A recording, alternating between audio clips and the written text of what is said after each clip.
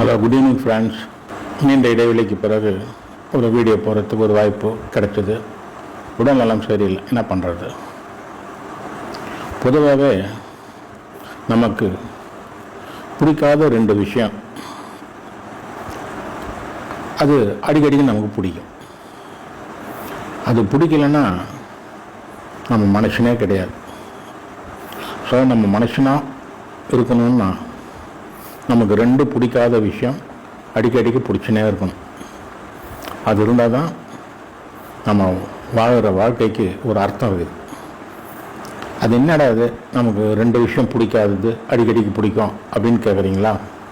ஒன்று ஜலதோஷம், ரெண்டாவது சுளுக்கு. இது ரெண்டுமே நமக்கு பிடிக்காது, ஆனால் அடிக்கடிக்க பிடிக்கும். என்ன பண்ணுறது? காலத்தின் கட்டாயம் அனுசரித்து தான் போகணும், வேற வழி இல்லை. பாய்.